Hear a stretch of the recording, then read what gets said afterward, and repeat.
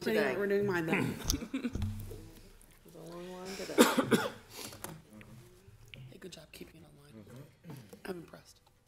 I'm not touching it again. Done. I believe in ending on a high note. I think that's appropriate.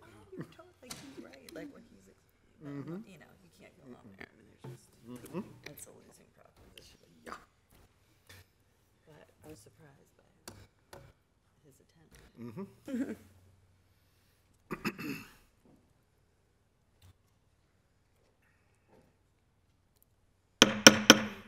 Good evening. I'd like to call this Tuesday, November 6th, 2018 meeting of Middletown City Council to order. If you please stand and join me in a moment of meditation and pledge allegiance to the flag.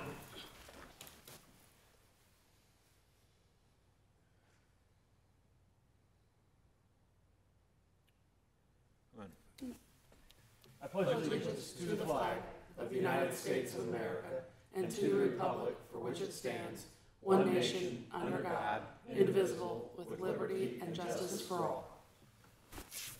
All right, Ms. Skank, would you call the roll, please? Ms. Vittori. Here. Mr. Bohannon. Here. Mr. Moon. Here. Mr. Mulligan. Here. Mayor Mulligan. Here. All right, Mr. Atkins, City Manager reports. Yes, Your Honor, I have two items this evening. One's an information update. We have a workshop scheduled for November 15th to talk about the airport and homelessness. I'm going to ask at this time for a couple of reasons to back off the homeless discussion and only do the airport. And the reason for that, number one, is we put the airport piece of it together, and it's probably 2 hours. We're getting ready to ask you to spend probably $2 to $3 million on the airport for new hangars and infrastructure there, and we want to make sure before we get started down too far down that path, the council's fully aware of everything we're doing, why we're doing it, the benefit of doing it, so that before we start down that path to bring this for your consideration next year, you're up to speed and are comfortable with where we're heading.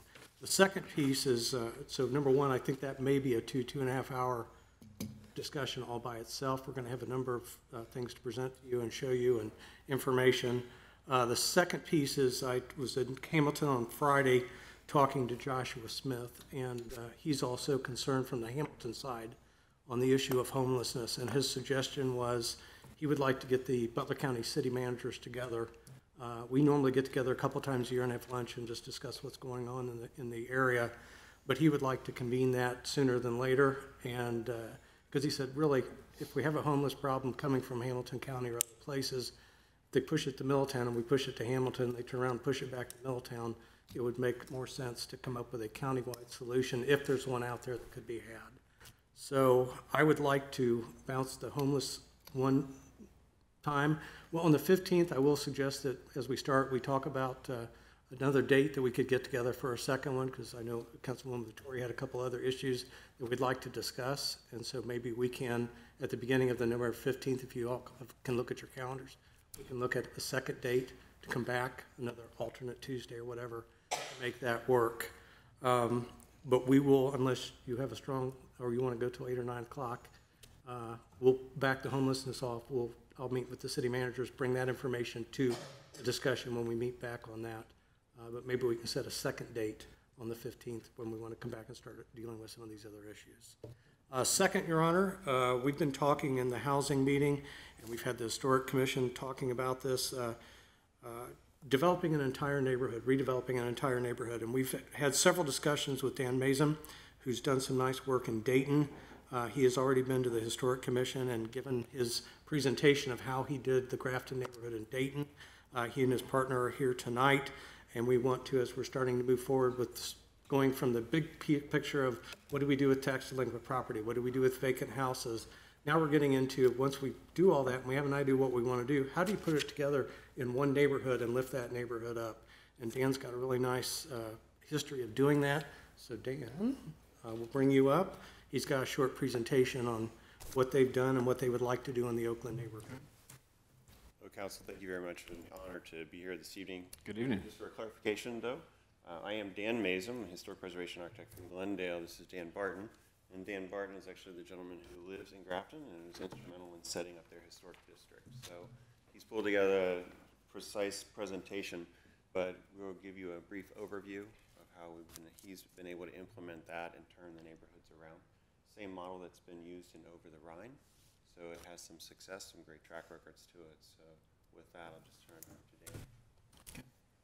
Thank you for taking time to speak with us today. I have a little thing here. I'll just kind of speak and we can move through it. There's a couple slides I want to take. And if you have any questions, please ask me as we go. Just let me know when you'd like to move, and I'll move the slides for you. Okay, sure. You can go ahead and move now. We're working and have worked for 20 years in neighborhood revitalization, and we are, you can move, we're completely aware that there are a series of things that happen in urban neighborhoods that lead to their decline. And basically, these things reinforce, and a neighborhood, once it gets caught into one of these vortexes, continues to go down and down as people lose confidence. And that's a critical thing, confidence. Am I going to invest in this neighborhood, or am I going to pack up and leave? And the things that you see here are negative trends that reinforce on themselves. And every neighborhood at some point needs to have reinvestment occur, or it will deteriorate. And if that doesn't occur, it will hit bottom. And what we have found is that in neighborhoods that have that, there are countervailing forces, again, that are impacting the potential of deteriorated neighborhoods making a recovery. And in some part, it's a shift of cultural opinions and thoughts about historic things, urban things, and different kinds of lifestyle environments that people are interested in now. Urban lofts and walkable cities and all of those kinds of things. And what we've discovered is there's a series of interlocking principles and policies that we can deploy that actually are a reverse of the negative factors, where we have increasing property values. People who've been holding out in neighborhoods for a long time are willing to reinvest. No one wants to reinvest in a neighborhood where you're going to lose the improvement that you're investing in. More involved people means fewer nuisance and problems within a neighborhood. As a neighborhood begins to recover, more people come in and are potential local business people or associating and starting businesses. And increasing demand within historic districts drives higher property values, which again it's a continuous feedback loop. And we've seen that in Dayton and certainly Cincinnati also. In Cincinnati, this is a mini version of what's been going on in Over the Rhine for the last 30 years. I'm working in projects in Over the Rhine, and it's just amazing how properties that were just burned out shells are now being redeveloped into properties that are selling for going on $170 a square foot. It's just an amazing transformation from probably the worst neighborhood in Ohio to what is on its way to becoming probably one of the highest neighborhoods in Ohio. Yes, if you could move forward. The scenario, there's a couple of things that we're harnessing here, one of which is how auditors in Ohio appraise properties. And a very important characteristic of a property is finding a like value of a similar property in similar zoning contexts. And a key cornerstone and basis of this is National Register Historic District designation. An auditor looks at a National Register Historic District property and goes to find another similar historic district property to assign a value. You already have a high value historic district on Main Street. What you don't have is what Cincinnati has done and Dayton has done, is taking a neighborhood that is down on its luck and is historically eligible. Create a historic district, because what that'll do is it gives us support underneath the values. So if someone buys a house, wants to go to a bank and get a rehab loan, they can. Because if you're not, you can't. And that's what we experienced in Dayton. And what you see here is in Grafton Hill, my neighborhood, we became a historic district, and 6 years after we became a historic district, our values had ticked up 284%. And basically, that was the start of our complete turnaround, because people could afford or could get financing to rehabilitate properties. Investors could come in and get appraisal values that would allow a bank to loan and get the money to rehab areas. We move ahead. City of Dayton did a very exhaustive review of historic district values. And again, after even sustained periods of being historic districts, the values keep moving up, and they steadily just keep going up. And what we're seeing is that after our initial 282% increase in the next cycle that was looked at, we had gone up another 98%. In St. Anne's Hill, which I think is a very similar neighborhood to Oakland, they experience, again, increases 20 years after the fact of 90 and 80, 90% every 10 years. So the trend is very much supporting an improvement of value over time. What the other tools that we're deploying here allow us to do is to create an incentive district within this same geographic location, so that as these values begin to tick up, that increment of increase goes into a fund that has been set up. That increment fund subsidizes and buys down interest rate so that more renovation happens, just like it is doing in the Cincinnati Development Fund in Over the Rhine. So this redirecting of resources of an improving neighborhood back into the neighborhood creates a positive feedback loop, so that once everybody begins to understand that the values in Oakland are ticking upward sharply, the whole scenario shifts, the whole psychology shifts. That's a place you want to invest. That's a place you want to go buy, live in, and then maybe move out of at a certain point, but basically have a very high appreciation rate so that you can do what we all want to do with real estate, which is to have a better return. At the same time, the incentive can incentivize continued home ownership of the people who are there to make it more affordable for them to stay there. Because even for low-income folks, they want to be in a safe, stable, and improving neighborhood. They want to have their investment be worth more down the road than it is now. No one wants to have to be the last guy on a house on a block that's being abandoned. You know, that's a financial disaster for anybody. So what we've set up is a scenario, and we're working on the survey right now and the modeling and analysis to say, if we take this area, it has a cumulative value of X. And if we can look at these trends that are present in Cincinnati and Dayton and say, if these trends follow, and if these kinds of patterns that we've seen historically replicate, here's what the revenue is in the incentive district. This incentive district then allows us to do these incentive programs, which drive the whole thing forward. And the next couple slides are a real quick evaluation of that. At the beginning, a cumulative basket of properties might look like this. These 6, 8 houses there with a cumulative value of, say, $378,000. Now, because we have a boarded up, blighted property, there's a lot of research that says when you have blight, it suppresses the value of all the properties around it. If we could move it there. And basically, if we can then take that blight away and drop some new development in amongst the other houses that are there, cumulative market value of that basket of houses floats dramatically. If we could move it. And with new homes coming in at a higher value, impacting the per square foot value of the other existing houses, it begins to rise even further. We can move ahead. And this shows what might be going on within a typical creep pattern of property values going up over time before we implement this kind of thing. So whatever the baseline is, there's an incremental value creep that just goes along kind of naturally. Can we move ahead?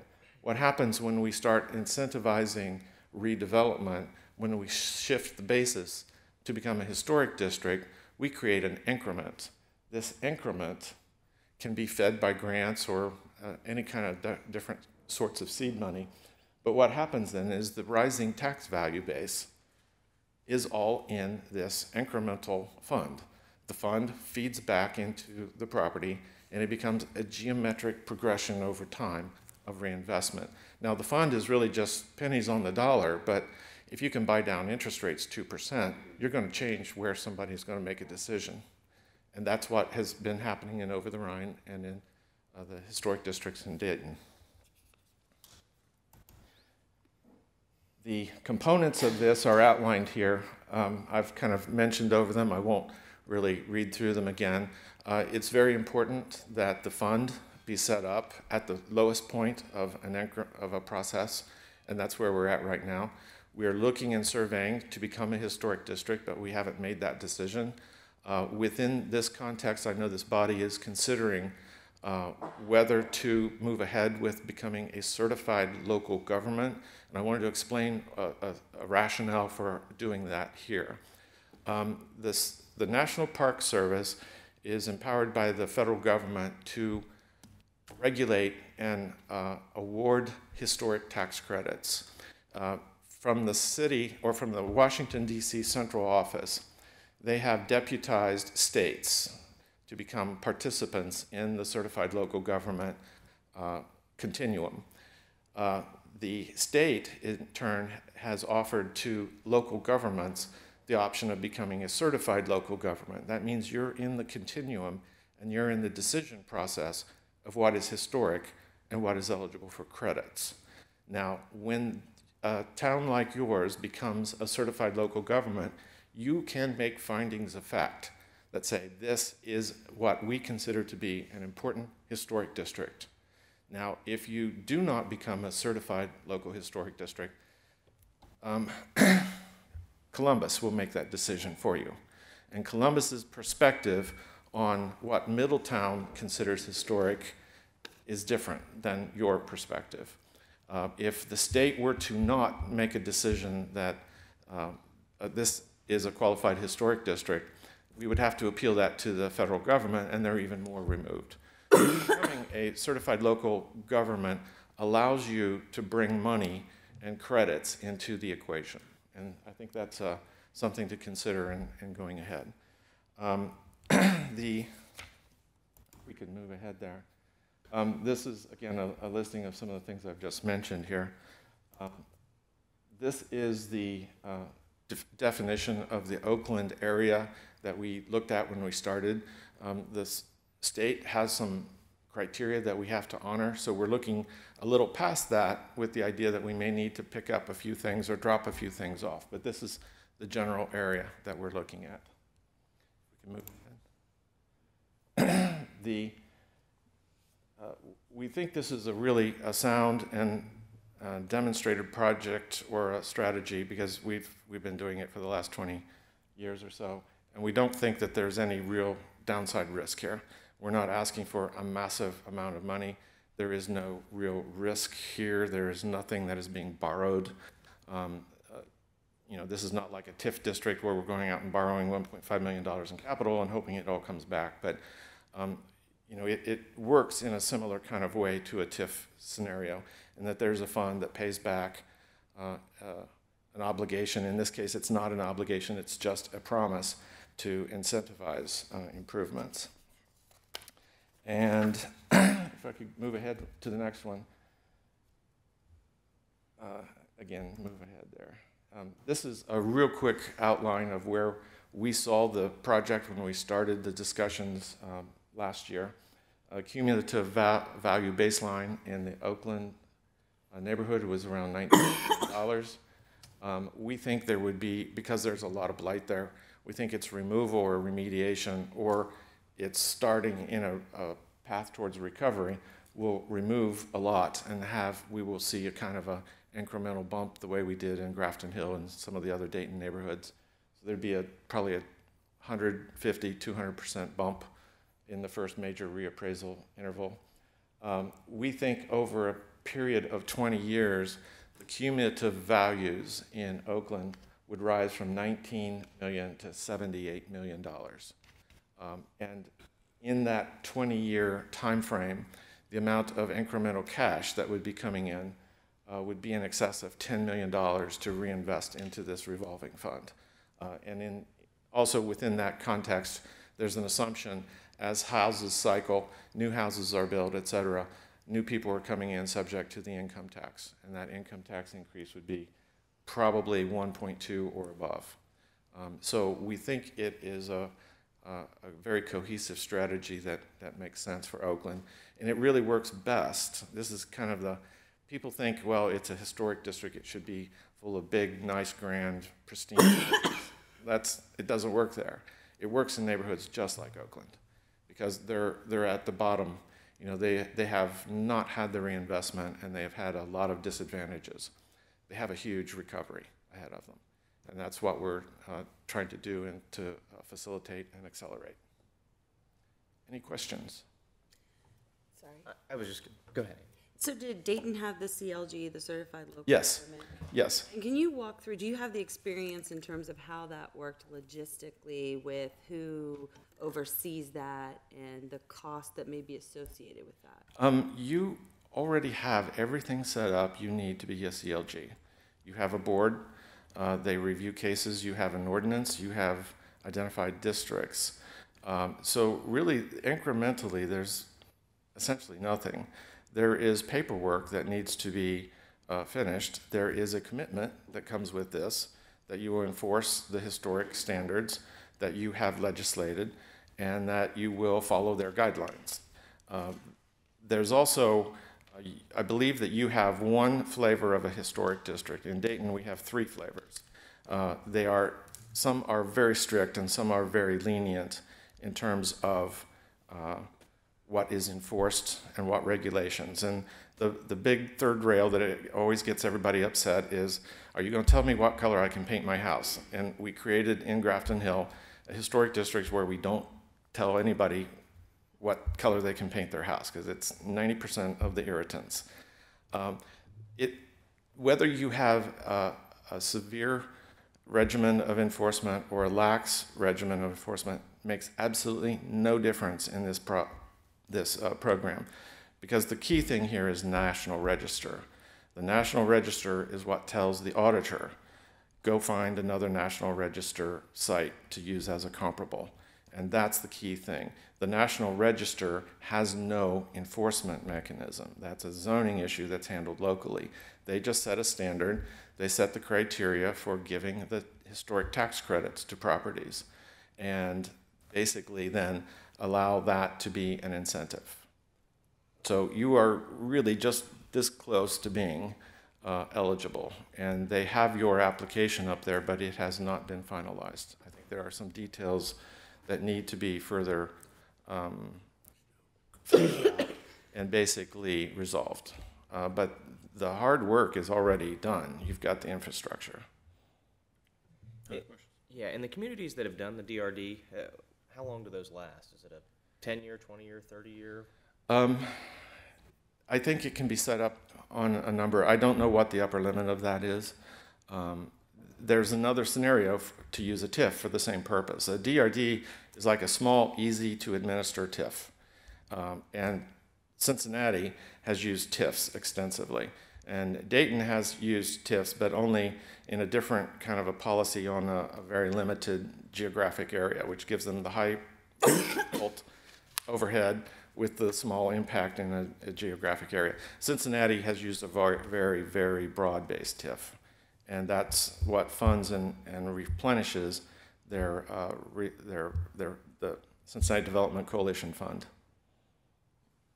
Any other questions? One question, Mr. Barton, it does look exciting and looks like it could be a very positive impact on that neighborhood. If there's a site such as the middle school that is open land or open space, I mean, how does this program play into redevelopment of open land? It is a definite asset, and it is, either way, the Vail School would have been an asset. The issue is there's a big chunk of territory that is sitting on the tax rolls at 0. Okay, once it goes off of tax-exempt $0 status, and we bring in builders who start building houses there, the incremental improvement is huge. And it would have occurred if we redeveloped the Vail School. It will occur when we bring in new development onto the school site. What is important is that you get that school, the land. We're going to count on that. That's going to be a big component of the increment here that we redevelop that site and use that incremental new property taxes to fund the development of the improvement district. Any other questions?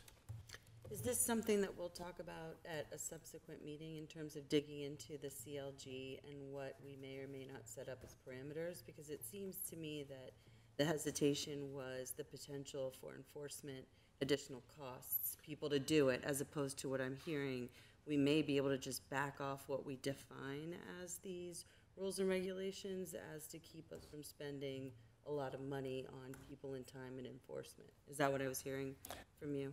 My perspective in Dayton is they have gone back and forth between having the regular housing administrators enforce historic zoning and having specialists. And I don't know, I couldn't begin to answer that question for you guys. That is your decision. But it has been done both ways. And it's basically, there's not that much that's different. A housing code violation in a historic district is still a housing code violation in a non-historic district. What is different is the remedy.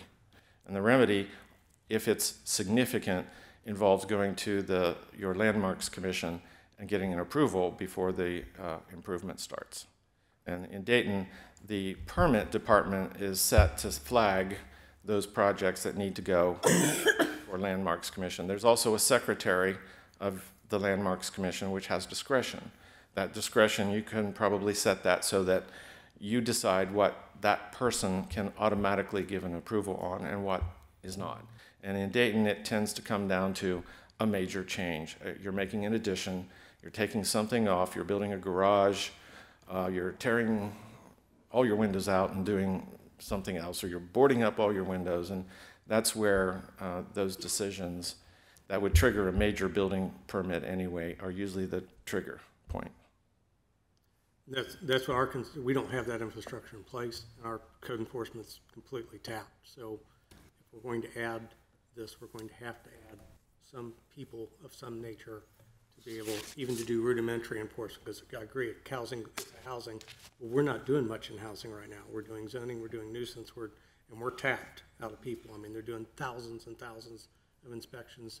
They're spending $250,000 a year mowing grass and cleaning up trash, and so if we're going to go to the next step, it's going to take some extra manpower, and that's he's right. We're 85–90% of being able to get the paperwork done and be designated. But if there's going to be any enforcement, we're going to have to add manpower in some way. It could be, again, part-time inspectors. It could be, we can talk about how we could do that, but that's been our, you have to have enough clerical and enough code enforcement, even at a rudimentary level, to be able to do the job. And right now, we don't have that capacity. And it would be the historic commission that we have would be this governing board. Yeah. Correct. So they could take the umbrage of some of the paperwork, what have you, of just getting things. Again, that's a volunteer board, and volunteers are great for particular projects, but for ongoing enforcement, ongoing paperwork, hitting code violations, notice of things, statutory times, volunteers are not very helpful in that, just because they don't have the time. Any other questions? Thank you for coming down today. Thank you. Thank you so much. We appreciate it. That's all I have, Your Honor. Okay, very good. With that, I have one citizen comment card this evening. I'd like to invite Mr. David Short down to speak. Good evening. If we get your name and address for the record, please. Sure. My name is David Short, S-H-O-R-T-T, with 123 South Main Street, Germantown, Ohio, with the Veterans Memorial Museum Foundation. Good evening. Good evening. I'd like to thank you for inviting me here tonight to speak. I believe I have 3 minutes. Middletown Woodside Cemetery has a number of graves of veterans and soldiers, including what's known as Little Arlington. There's 178 white marble crosses that are present there. That was 178 sons of Middletown that died in action during World War II. I would imagine Middletown back then was not a very large city. Also buried at Woodside Cemetery is Patrick Kessler. Patrick Kessler was a common man, a young man who grew up on Fleming Road. According to his family, his sister, he was rather a wild child. He was drafted in the United States Army. He was assigned to the infantry and Company K, 30th Infantry Regiment, 3rd Infantry Division, which incidentally was Audie Murphy's division. And on 30 May 1944, he participated in an assault at a town called Rocco, outside southern Italy. And for that action, he was put in for the Congressional Medal of Honor. He was subsequently killed in action weeks later, like so many other young men who had been put in for this honor, and he was posthumously awarded the medal. I think it's important to know that in World War II, there were 472 Medal of Honors awarded out of 16 million service members. And Middletown has the honor to have Patrick Kessler as a son. Now, the issue before you, my understanding has been presented to you, is the amending of Reinhardt's Boulevard to include possibly a sign indicating Patrick Kessler Way, whatever administrative you decide. But aside from honoring Patrick Kessler, I think there's another issue here. And that issue is not only to honor Patrick Kessler, but the millions of Americans who have served in the armed forces. Over 1 million have been killed in action since the inception of the nation. But it's also to create a positive encouragement to youth. A lot of kids today in urban areas, and Middletown is an urbanized city, they're facing bullying, they're facing drugs, they're facing violence, they're facing broken homes. They need real role models. They need people that had the attributes that Patrick displayed: patriotism, self-sacrifice, drive. These kids need this to cling on to. Currently, we have streets named after athletes, politicians, civil rights leaders, business leaders. Patrick Kessler truly, while being just a common man, was a great patriot, and he gave his life for this nation. Years ago, I had the honor to know many of the World War II veterans who lived here in Middletown. There was an old Marine named Bob Miller. I don't know if any of you knew Bob. Bob worked at Armco Steel. He was an electrician. He fought in the Pacific for a year.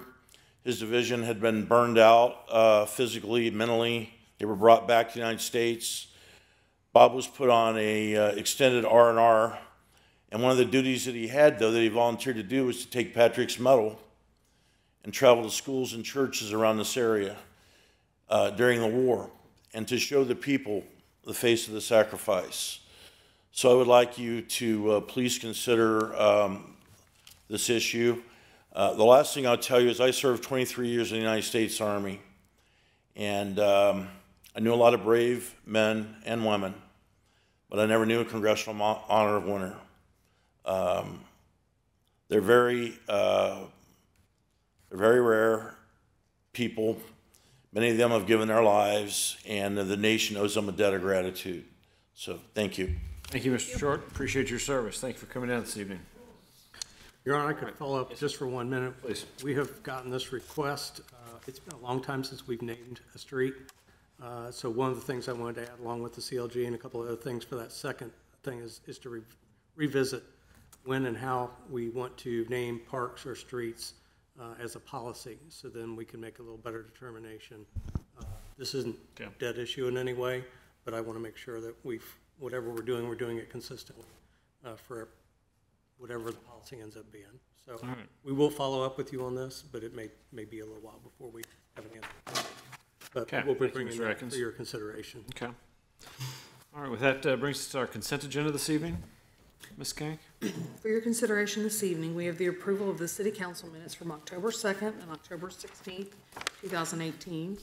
To receive and file the board and commission minutes from the library board from June the 19th, July 17th, and August 21st, 2018. The cemetery board minutes from July 18th, 2018. Civil Service Commission minutes from August the 2nd and October 11th, 2018, and the Board of Health minutes from September 11th, 2018, to confirm the promotional appointment of Ronald Colblin to the position of Equipment Operator in the Department of Public Works and Utilities, Division of Street Maintenance, to confirm the following personnel appointments: Austin Mooney to the position of Patrol Officer in the Department of Public Safety, Division of Police, and Darrell T. Higgins to the position of Treatment Plant Operator in the Department of Public Works and Utilities, Division of Wastewater Treatment. To approve a contract with Dan Dickton for a period of 1 year for the Airport Director Services. To authorize the purchase of 3 LifePak 15 EKG monitors and 1 automated external defibrillator from Physio Control Incorporated in the amount of $75,073.69. To authorize a contract with Capital Line Builders Incorporated of Dayton, Ohio for signal head and LED panel replacement at various intersections around the city in the amount of $65,745.11. And to authorize a contract with Liquid Gone LLC of Trenton, Ohio in the amount of $29,400 for the cleaning of the clarifiers at the water treatment plant. All right, do you have a motion for the approval of the issues and actions listed on the consent agenda? So moved. Second. Okay, Ms. Gank, would you call the roll, please? Mr. Bohannon. Yes. Mr. Moon. Yes. Mr. Mulligan. Yes. Mayor Mulligan. Yes. Ms. Vettori. Yes. We have a number of motion items this evening. To approve an amendment to prior lease agreement for police towing services to Mark Harris, doing business as Mark's Towing, in the amount of $75 a tow. This includes the lease of the land at 3500 Terry Drive to Mr. Kakaris to operate his towing business and for the secure storage of impounded vehicles. Okay, do we have a motion to adopt? So moved. Second.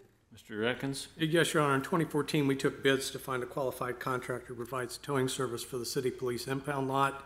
We do about 1,100 tows a year. The bid resulted in the contract with Mark's Towing. He has been doing that for the last 4 years and done very well for us. He has agreed to amend the prior lease and go at the same price again for 1 more year.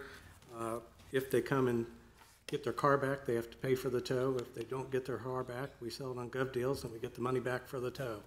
So we would like to continue with our existing arrangement and recommend the passage, please. Okay, very good. Any questions or comments? Ms. Gank, would you call the roll, please? Mr. Moon. Yes. Mr. Mulligan. Yes. Mayor Mulligan. Yes. Mr. Bohannon. Yes. Ms. Vettori. Yes. Item B is to approve the bid from National Water Service LLC of Paoli, Indiana, in the amount of $167,925 for the drilling and installing of a test production well and aquifer testing. Okay, do we have a motion to adopt? So moved. Second. Mr. Atkins? Yes, Your Honor. We've lost 2 4 million gallon per day production wells in the city's well field. New production wells needed to maintain our adequate source water for the water treatment plant. National Water Service has successfully completed those projects for us.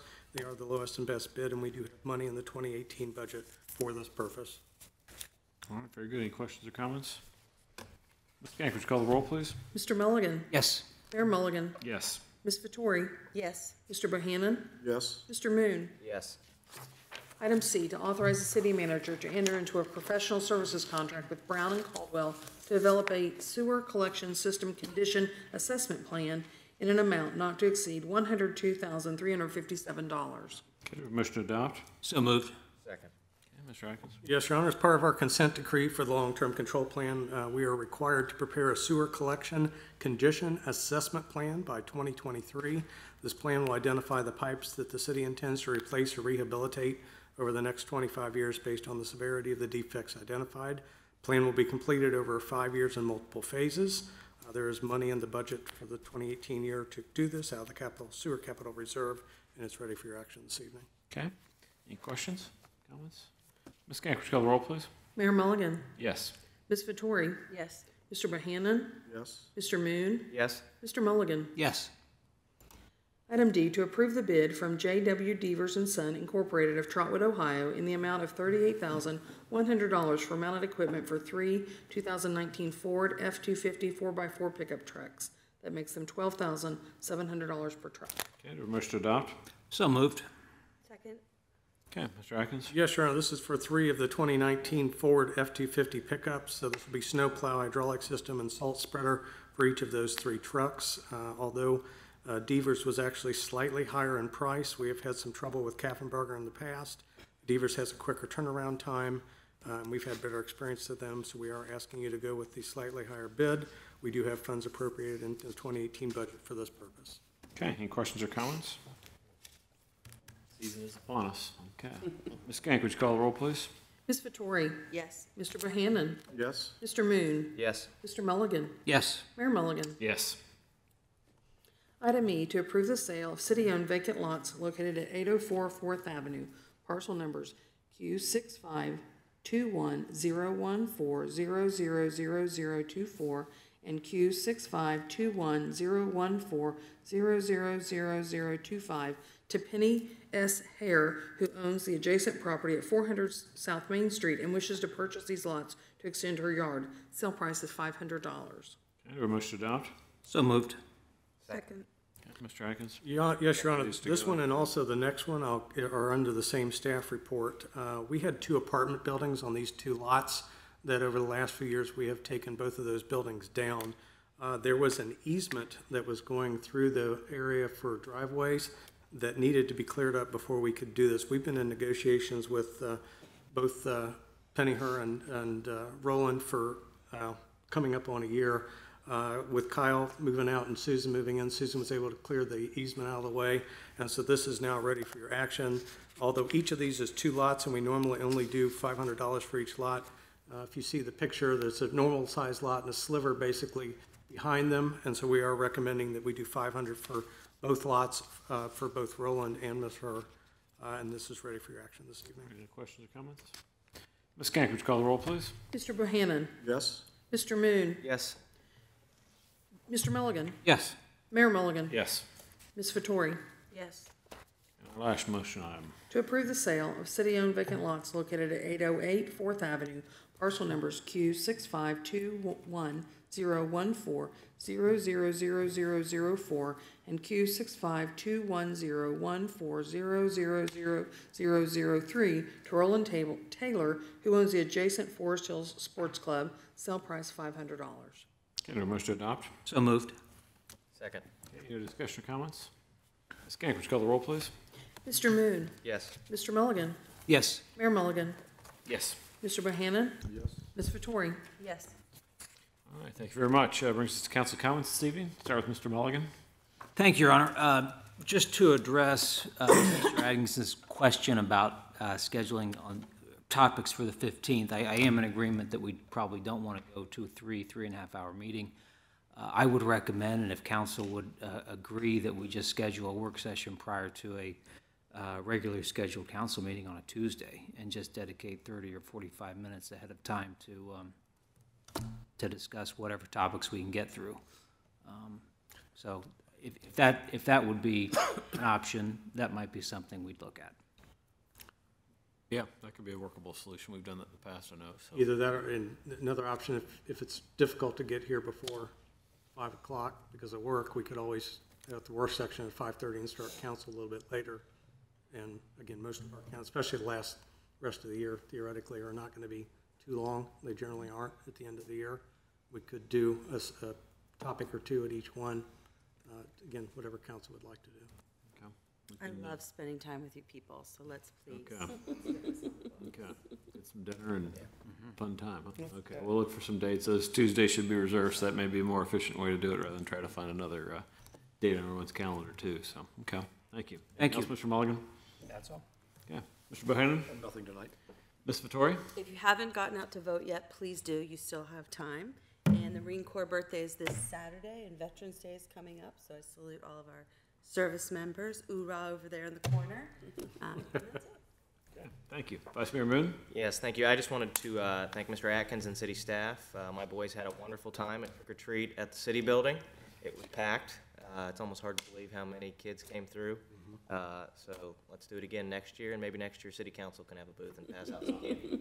Okay, be careful what you wish for. So, dressing up, you know, that can Yeah. be Gotta dress scary, up. scary enough. I don't know. So, all right. Well, thank you. I too would like to extend my thanks to the veterans.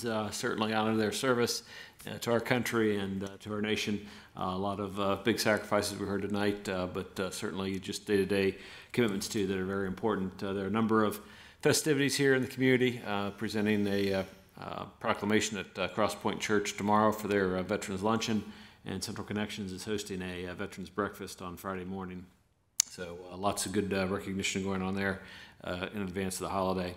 And would like to extend my thanks to those that came out for the State of the City. Had a very nice time. Lots of good stuff to report, and certainly appreciate staff's help on pulling that together. So appreciate all that.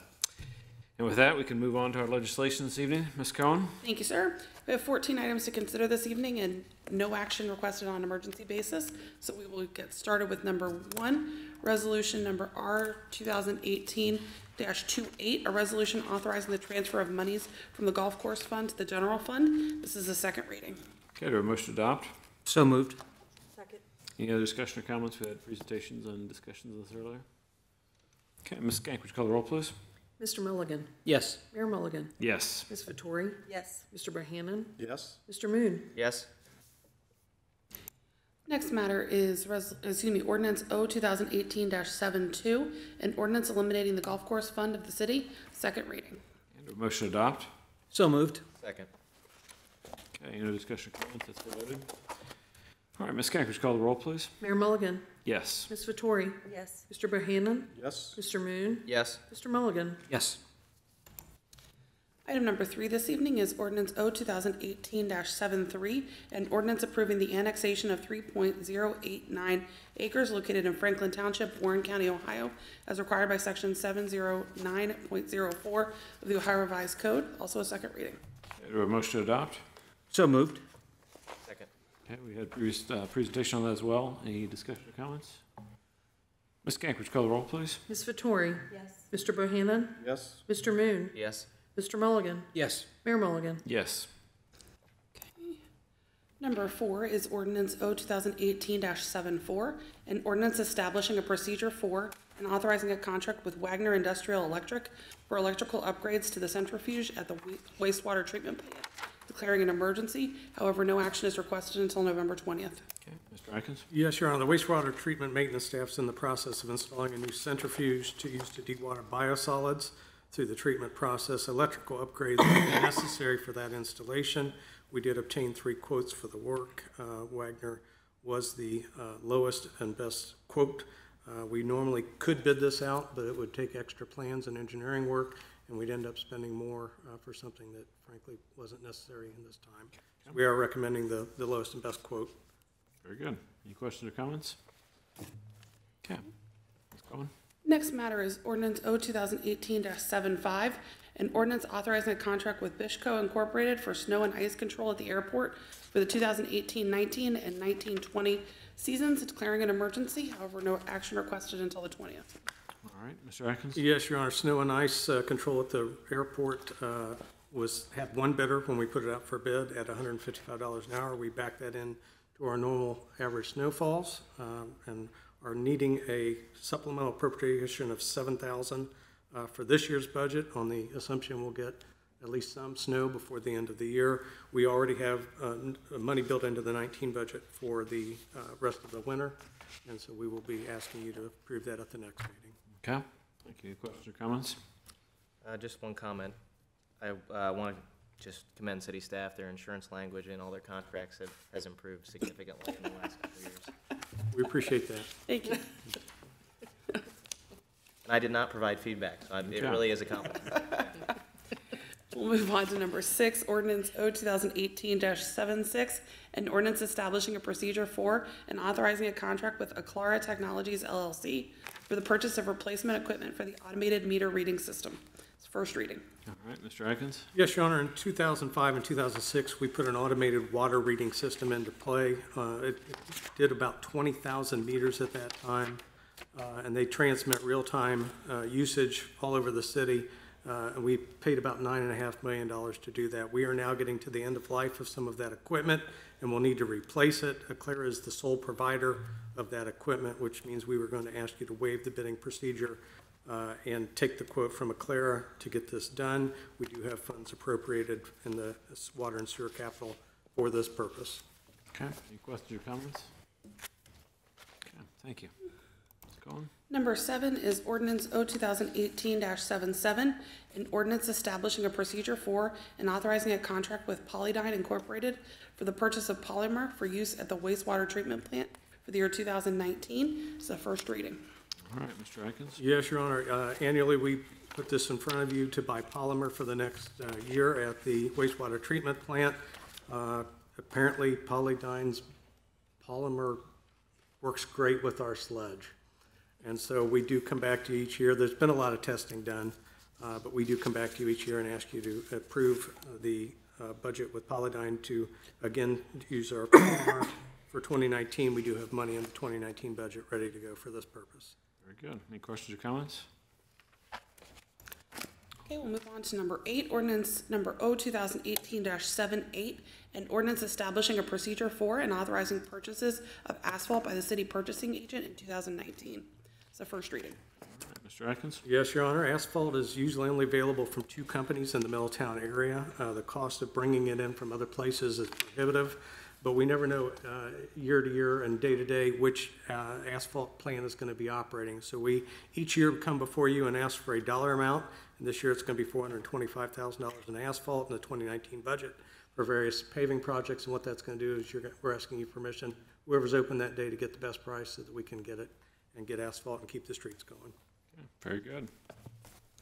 Next matter will be number 9, ordinance O 2018-79, an ordinance authorizing an addendum to the collective bargaining agreement between the city and the Fraternal Order of Police, Ohio Labor Council, the police civilian employees, for your January 1, 2017 through December 31st, 2019. First reading.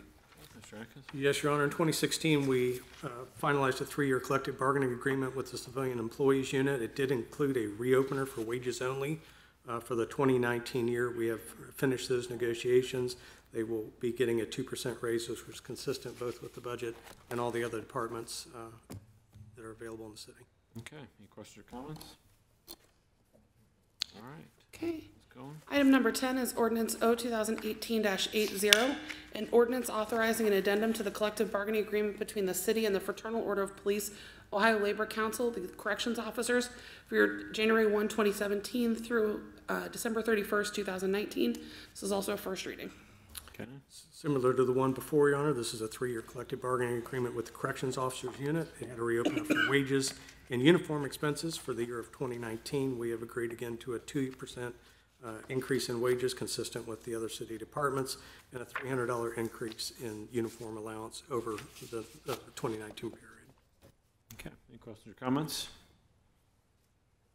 All right.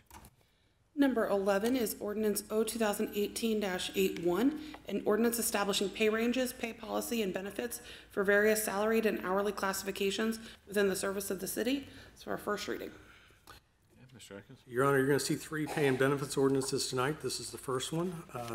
There's a general ordinance for city employees that were hired prior to 2018. The second one will be a general ordinance for employees hired after January 1st, 2018. And the third one will be an ordinance for employees of the health department. Okay, very good. Any questions or comments? Yeah, I had a couple questions. I want to make sure I'm reading it correctly. Is there a few positions that are being added, natural resource coordinator, administrative services, and an economic development project manager? We are looking at zoning and some of the other things, and we've tried to put these in there so that the budget you're going to pass has the dollar amount, but we may shift, let this position not get filled, and so the answer is yes. Okay. It's not going to be additional people, but we may substitute this position for this one, and we have to have it in the pay and benefits ordinance to be able to hire and do that. So we've tried to put some flex. Go ahead. Some of that is name changes as well, particularly with the zoning. Okay. Okay. Any other questions or comments? So number of people staying flat is what I'm hearing you say. Correct. Okay. Correct. Thank you. Okay. All right. Okay. Number 12 is ordinance O 2018-82, an ordinance establishing pay ranges and pay policy and benefits for various salaried and hourly classifications within the service of the city and that are hired January 1, 2018 or later. Also a first reading. Okay, any other questions or comments on that? Mr. Atkins covered that. All right, thank you. Number 13 is ordinance O 2018-83, an ordinance establishing the pay ranges and certain benefits for employee classifications in the Middletown Department of Health and Environment. It's also a first reading. Any other questions or comments? Very good. And the last item, number 14, is Resolution R 2018-29, a resolution to make appropriations for current expenses and other expenditures of the City of Middletown, counties of Butler and Warren, State of Ohio, for the period ending December 31st, 2019. This is the annual budget for 19, a first reading. Okay, questions or comments on last item? All right, thank you. All right, our last item this evening is executive session. So I need a motion on the authority of Ohio Revised Code 121.22G2 to consider the purchase of property for public purposes or for sale of property, competitive bidding. The premature disclosure of information would give an unfair competitive or bargaining advantage. And also under authority of Ohio Revised Code 121.22G4, preparing for, conducting, or reviewing negotiations or bargaining sessions with public employees concerning their compensation or other terms and conditions of their employment. So moved. Second? Hey, Ms. Skank, would you call the roll, please? Mr. Bohannon? Yes. Mr. Moon? Yes. Mr. Mulligan? Yes. Mayor Mulligan? Yes. Ms. Vettori? Yes. All right, following our executive session, we'll be in recess to our workshop on November 15th, 5:30 in these chambers, right? Correct, Your Honor. Okay. Thank you all. Have a good evening. Thank you.